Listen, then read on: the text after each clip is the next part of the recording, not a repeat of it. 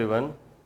In this lecture, we discuss about the percent composition, empirical formula, and molecular formula. And these are the questions related to percent composition, empirical formula, and molecular formula. First, we consider about the percent composition. You already know that is the problem of the 9th and 10th standard, but it is essential for our 11th syllabus. Percent composition can be calculated. Percent composition can be calculated via the mass of element, and molar mass of compound,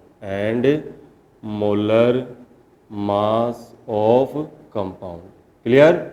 Multiply with 100. Is that clear? First, we take the example. We want to know about we take an example. This is our first example. We want to know about the calcium carbonate, and we want to know about the percent of calcium, percent of carbon, and percent of oxygen. Clear? आपको calcium carbonate दिया हुआ है जिसके अंदर आपको क्या करना है, percent of calcium, percent of carbon and percent of oxygen को कैलकुलेट करना है कि कितना कंपोजिशन इसके अंदर प्रेजेंट है. First calculate the molar mass of calcium carbonate. Clear? Molar mass की बात करें अपन तो calcium this is the 40, carbon 412 है and it is the 3 into 16. It is give the 100 ग्राम पर मोल. Is that clear? कितना होगा ये? 100 ग्राम. अब आपको कंपोजिशन कैलकुलेट करना है तो कैल्शियम का मास है 40, then 40/100 into multiply with 100. Percent of carbon is the 12 है, divide by 100 into 100. Oxygen 48/100 into 100. Then start. Percent of calcium is equal to 40. Total mass is the molar mass of calcium carbonate is the molar mass of calcium is the 100 and 4% we multiply with 100, then it gives the 40%. Is that clear? If we next percent of carbon, mass of carbon is 12 divide by 100, it is the molar mass of calcium carbonate. And whole multiply with 100, it is give the 12%. And oxygen for the 48, because 3 atoms of oxygen are present, and multiply with 100, then it gives the 48%. Is that clear? That is the very simplest example. Now we take the another example, which is the glucose. Glucose C6H12O6, and want to know about the percent of carbon, hydrogen and oxygen. आपको क्या करना है?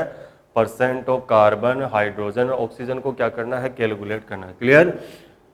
Then molar mass of glucose 6 into 12 plus 12 into 1 for hydrogen and 6 into 16 for oxygen atom. It is gives the 180 gram per mole. 180 gram per mole. Is that clear? Percent of carbon is equal to कितना percent है carbon आपके पास? 6 into 12 है.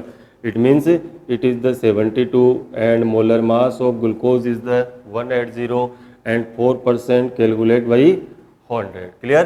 अब इसको आप solve करोगे तो आपके इसके पास क्या आ जाएगा? परसेंट अमाउंट आ जाएगा.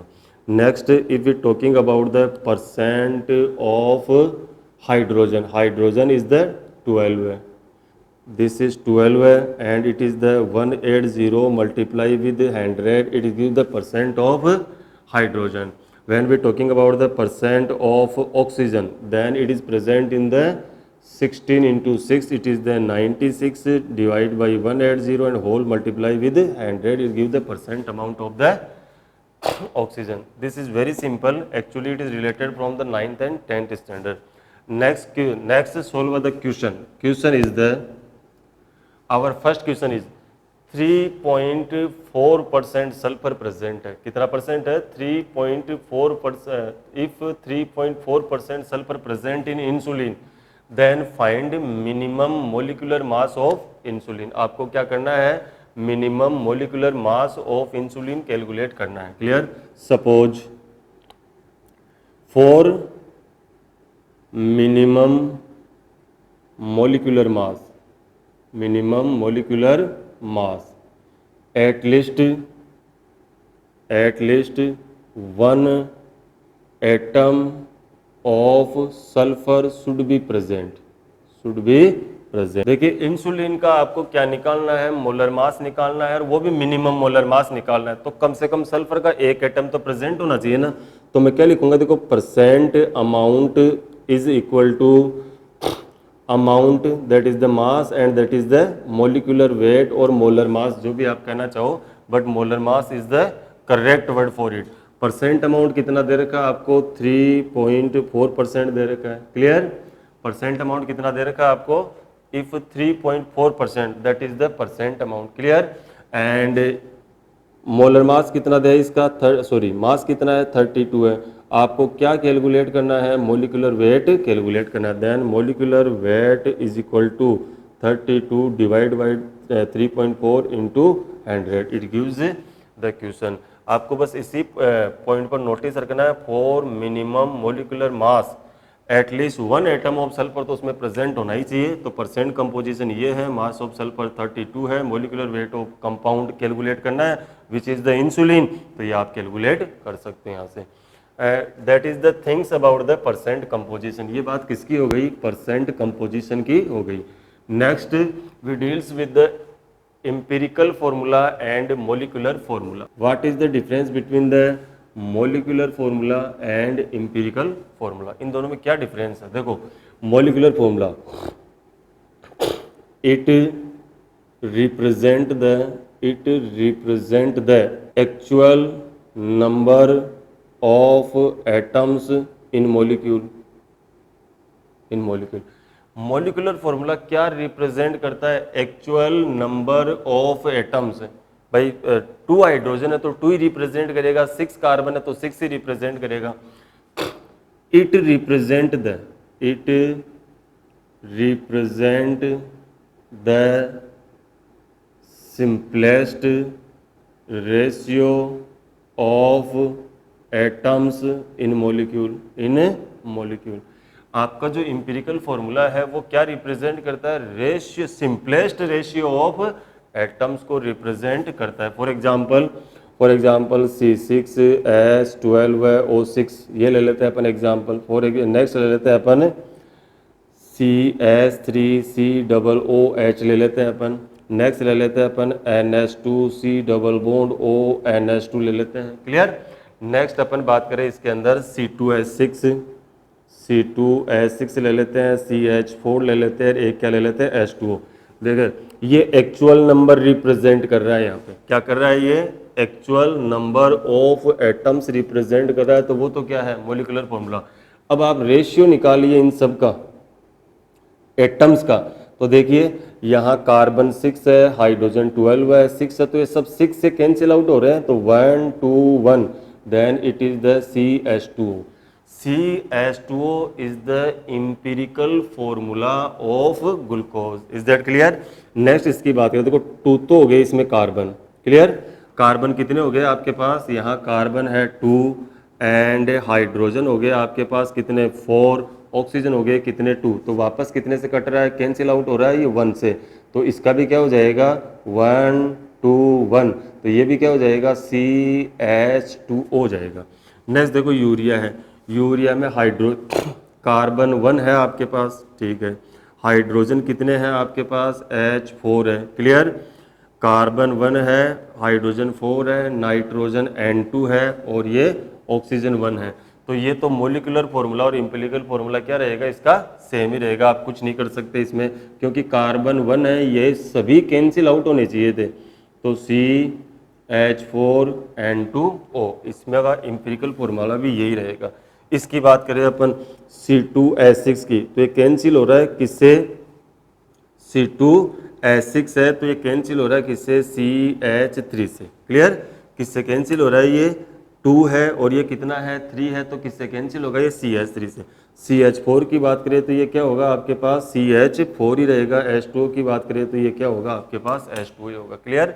अब एक चीज और नोटिस कीजिए आप इसके अंदर, यदि हम बात करें किसकी CH2O है, इसके बाहर में कितना लगा दूं 6, तो क्या बन जाएगा आपके पास, ये इसका मोलिकुलर फॉर्मूला बन जाएगा। इसकी बात करें तो अपन 2 लगा दें यहाँ पे, इस पे 1 ही लगेगा यहाँ पर, और इस पर कितना लगा दे अपन 2 लगा दे तो C2 हो जाएगा, और ये क्या हो जाएगा H6 हो जाएगा। इसमें यहाँ पे 1 लगेगा, यहाँ पे 1 लगेगा। कहने का मतलब ये है कि यदि इंपीरिकल फॉर्मूले को अपन किससे मल्टीप्लाई कर दें, N से मल्टीप्लाई कर दें, तो आपके पास क्या आ जाएगा, मोलिकुलर फॉर्मूला आ जाएगा। Is that clear. So we can say molecular formula is equal to, we can say molecular formula is equal to N into empirical formula. Molecular formula is equal to N into empirical formula. या आप ये समझ लो कि empirical फॉर्मूले में यहाँ पर आप N की वैल्यू पुटअप कर दोगे तो क्या बन जाएगा आपके पास मोलिकुलर फॉर्मूला। N क्या है, इंटीजर नंबर है, 1 2 3 इस तरह से। क्लियर। N कैसे कैलकुलेट कर सकते हो आप, N कैलकुलेट कर सकते हैं अपन क्या, molecular mass divide by empirical mass, इनसे कैलकुलेट कर सकते हो। अब एम्पिरिकल मास क्या होगा, फॉर एग्जांपल जैसे देखो मेरे पास क्या है CH3COOH है, this is the molecular formula, and what is the empirical formula, this is the C2 and this is the H4 and this is the O2, then we think about that this is the CH2O। तो ये आपके पास जो moiety है उसका कितना हो रहा है 2, इसको डबल करते ही क्या मिल जाएगा, मोलिकुलर फॉर्मूला। क्लियर।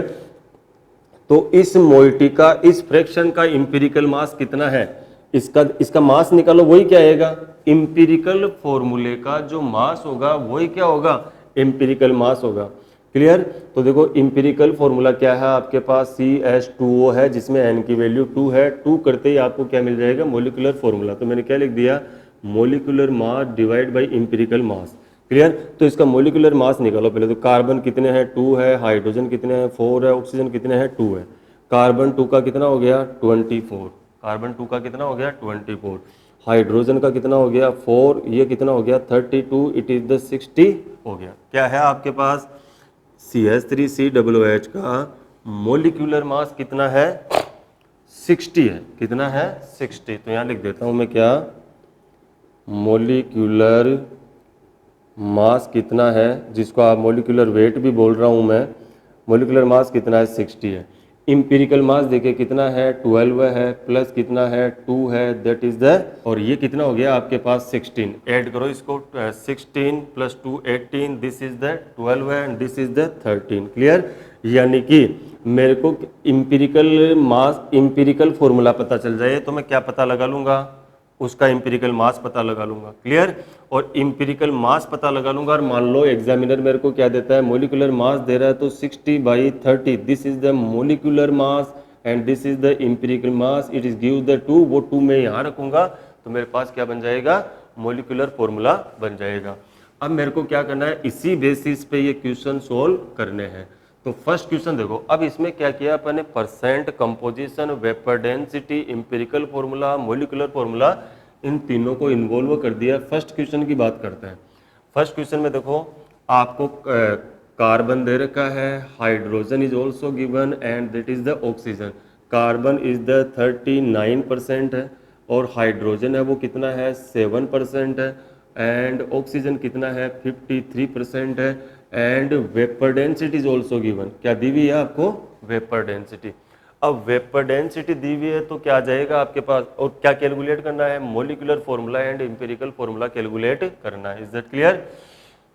तो देखो पहले तो इनका सिंपलेस्ट रेशियो निकालो ताकि क्या मिल जाए अपने को, इंपीरिकल फॉर्मूला मिल जाए, उससे इंपीरिकल मास बना लेंगे और मोलिकुलर मास मिल जाएगा कहाँ से, वेपर डेंसिटी से।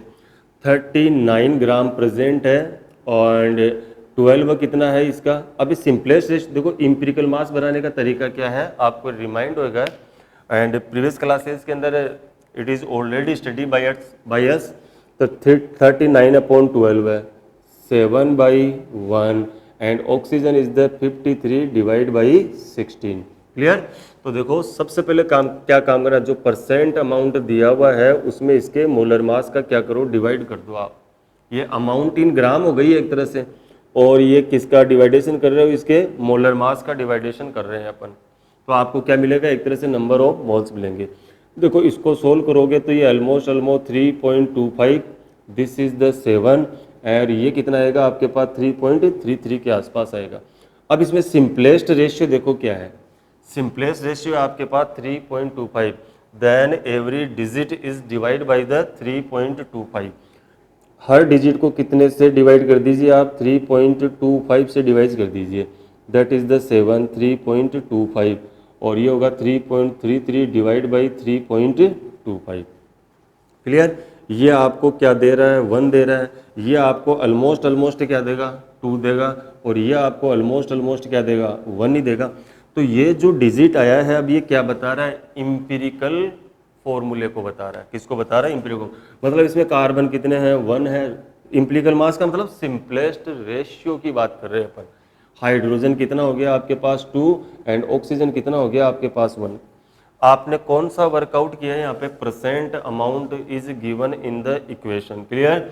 और तो ये percent it means it is from the 100 ग्राम, ये 100 ग्राम में दिया हुआ है अपने को। 100 पर मतलब ये परसेंटेज है, तो मैं ये मान सकता हूँ कि 39 ग्राम होगा, ये 7 ग्राम होगा, ये 53 होगा। Then divide by its molecular weight, then we get the number of mole, then choose the simplest digit and divide the all digit by this simplest digit and gain the ratio. जो ratio अब आपके पास आया है वो क्या बता रहा है, इंपिरिकल फॉर्मूला ही बता रहा। तो इंपिरिकल फॉर्मूला क्या होगा, CH2O होगा। क्या होगा इंपिरिकल फॉर्मूला, CH2O होगा। क्लियर। इसको रिमूव कर देता हूं मैं यहाँ से, और मेरे पास इंपिरिकल फॉर्मूला आ गया है। Empirical formula is equal to CH2O। मेरे को इंपिरिकल मास की भी जरूरत पड़ेगी, इंपिरिकल मास की भी जरूरत पड़ेगी। तो कितना हो गया, देखो कार्बन 12 है, प्लस 2 प्लस 16 कितना हो गया, ये 30 हो गया। ये कितना हो गया, ये 30। 16 to 18 प्लस 12 है, इट इज द 30। क्लियर। तो इंपिरिकल मास भी आ गया अब आपके पास। अब आपको क्या चाहिए, मोलिकुलर मास और चाहिए। तो मैं कैलकुलेट कर रहा हूँ क्या, मोलिकुलर मास और चाहिए मेरे को। Clear. Molecular mass is equal to क्या होता है, 2 into vapour density. Last class के अंदर आपने रिलेशन पढ़ा था, vapour density is equal to molecular weight by 2। ये मोलिकुलर वेट क्या है, मोलिकुलर मास ही है। तो वेपर डेंसिटी को 2 से मल्टीप्लाई करोगे तो वो आपको क्या दे देगा, मोलिकुलर वेट दे देगा। Then it is the 2 into 30, then it gives the 60। मतलब मोलिकुलर मास कितना है, 60 है। अब आपको क्या चाहिए, यदि इस CH2O में मेरे को यहाँ पे X या N की वैल्यू मिल जाए तो मेरे को पास क्या आ जाएगा, मोलिकुलर फॉर्मूला भी आ जाएगा। Then N is equal to molecular mass divide by empirical mass. Is that clear. Molecular mass 60 है, इंपिरिकल मास 30 है, then it gives the 2। It means आपका जो CH2ON था, यहाँ N की वैल्यू कितनी पुटअप करनी है, 2 पुटअप करनी है, then it is the C2H4O2। Clear. और कंपाउंड तक आप जा सकते हो तो चले जाओ, it is the CH3COOH compound. Clear. तो ये क्वेश्चन आपने क्या कर दिया है, सोल्व कर दिया है। तरीका ये है, परसेंट अमाउंट दिया हुआ है, परसेंट अमाउंट से उनके ग्राम निकालना, मोलर मास से डिवाइड करना, जो डिजिट आएगा उनमें सबसे स्मॉलेस्ट डिजिट का डिवाइडेशन कर देना सभी डिजिट के अंदर, तो आपके पास रेशियो ऑफ एटम्स आ जाएगा। रेशियो ऑफ एटम्स आने का मतलब सिंपलेस्ट रेशियो ऑफ एटम्स है, इट मींस इंपिरिकल फॉर्मूला आ गया। इंपिरिकल फॉर्मूले से इंपिरिकल मास निकालना। क्लियर। वेपर डेंसिटी दी हुई है तो मोलिकुलर मास कैलकुलेट कर लेना, यहाँ से N निकाल लेना और मोलिकुलर फॉर्मूला कैलकुलेट कर लेना। Is that clear. तो ये बात होगी अपने पास नेक्स्ट क्वेश्चन की। Next move to another question. देखिए नेक्स्ट क्वेश्चन आपके पास ये है, A and B form a compound. आपके पास क्या है, A है और कोई B है, ये क्या कर रहा है, कंपाउंड बना रहा है। क्लियर।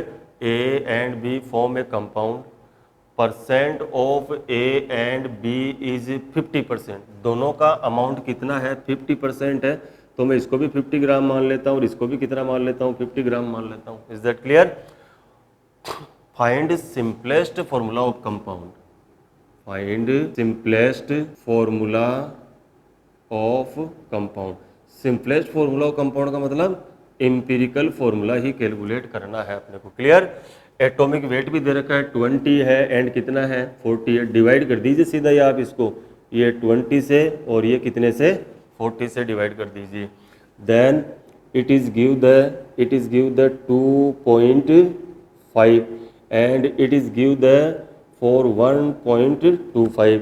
सिंपलेस्ट रेशियो आ गया आपके पास, सॉरी डिजिट आ गई आपके पास, सिंपलेस्ट डिजिट ये है, तो इस डिजिट से दोनों को डिवाइड करो। This is 2.5, it is the 1.25, it is the 1.25, 1.25, it is give the 2, it is give the 1। मतलब आपके पास ए 2 है एंड बी है। Is that clear?